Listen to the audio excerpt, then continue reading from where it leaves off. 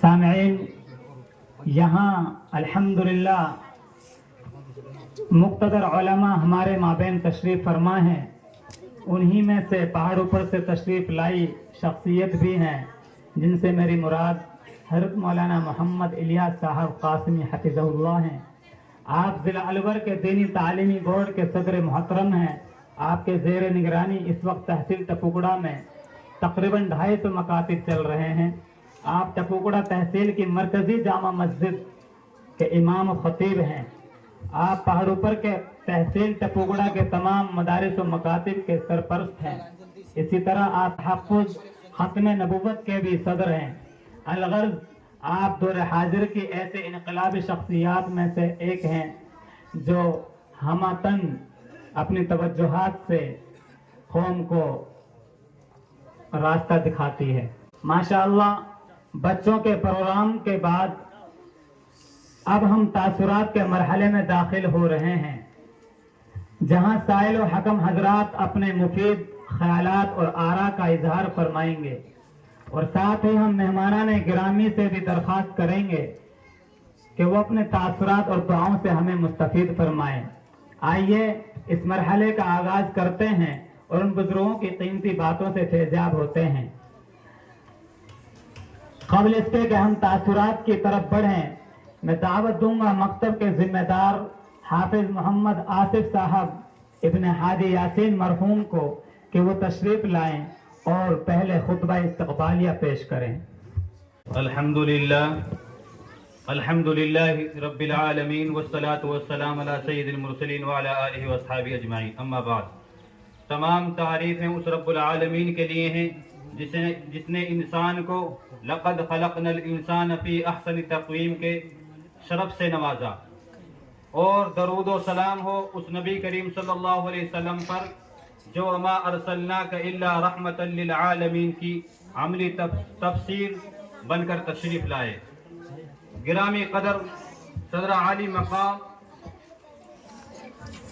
معزز علماء کرام، دانشوران ملت، اساتذہ کرام، طلبہ و طالبات، یہ مبارک اور پرنور اجتماع ہمارے لیے ایک یوم عید اور شب برات کے مانند ہے، کیونکہ آج ہمارے درمیان علم و فضل کے وہ ماہ و نجوم موجود ہیں جن کی آمد سے محفل کے چراغ روشن ہو چکے ہیں، اور جن کی عملی و روحانی روشنی سے قلوب میں ایمان کی حرارت دوڑ رہی ہے. اے باد صبا کچھ تو نے سنا، مہمان جو آنے والے ہیں. اے باد صبا کچھ تو نے سنا، مہمان جو آنے والے ہیں. کلیانہ بچھانا راہوں میں ہم پل کے بچھانے والے ہیں. آج کا دن ہمارے لیے بڑی خوش نصیبی کا دن ہے. ہمارا دل خوشی اور مسرت سے لبریز ہے. ہم اس کی ترجمانی کرنے سے عاجز اور قاصر ہیں کہ ہمارے دل میں کس طرح کی امنگیں انگڑائیاں لے رہی ہیں.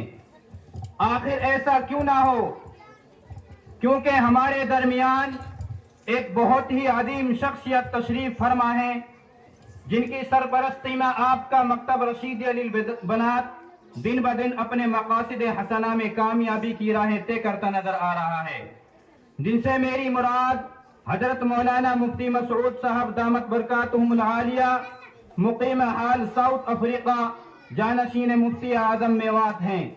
حضرت کی یہ محبت اور شفقت ہماری خوش نصیبی ہے کہ حضرت نے اپنے مصروف ترین اوقات سے کچھ ہمارے لیے وقت فارغ کیا اور ہزاروں میل کا سفر طے کر کے ہماری حوصلہ افزائی کے لیے اس پروگرام میں جلوہ افروز ہیں.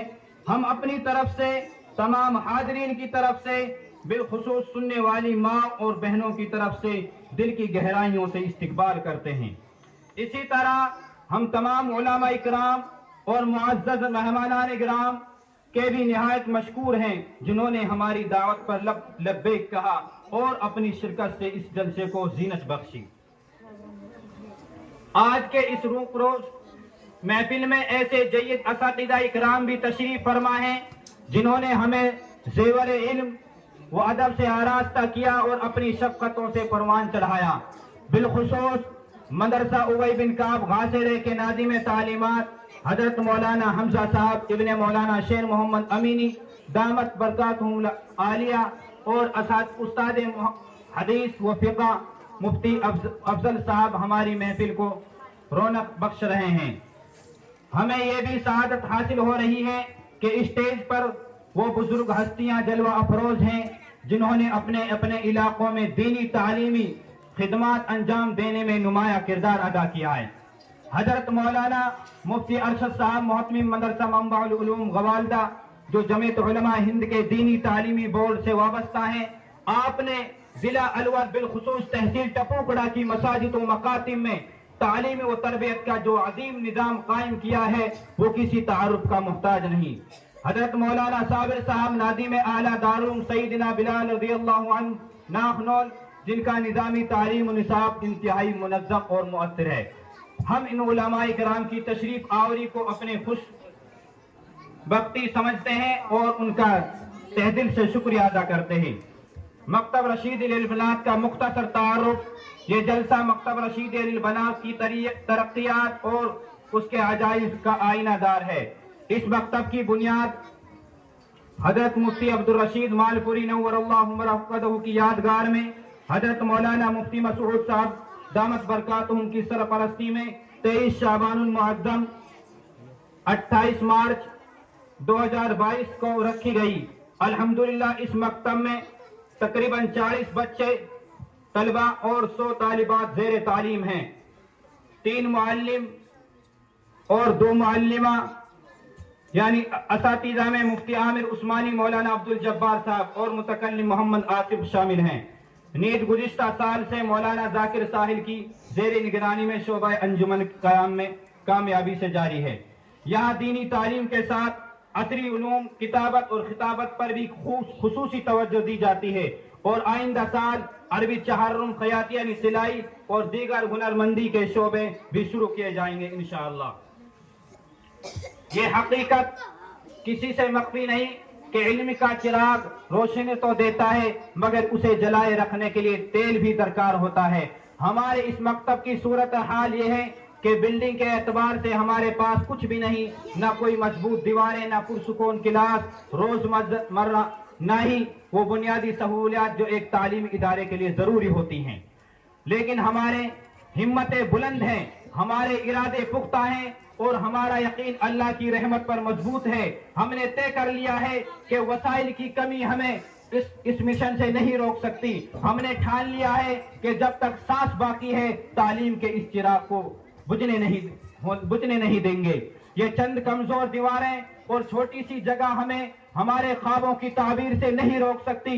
ہم نے طے کر لیا ہے کہ علم کے اس قافلے کو جاری رکھیں گے، چاہے دھوپ ہو یا بارش، چاہے فرش پر بیٹھ کر پڑھنا یا پڑھے یا کسی درخت کے سائے میں، لیکن ہم آپ سے دعا اور تعاون کی اپیل ضرور کرتے ہیں کہ آئیں اس خواب کو حقیقت میں بدلیں، آئیں ہم سب مل کر اس کار خیر میں حصہ ڈالیں تاکہ کل قیامت کے دن ہم نبی کریم صلی اللہ علیہ وسلم کے قدموں میں جگہ مل سکے ہمیں۔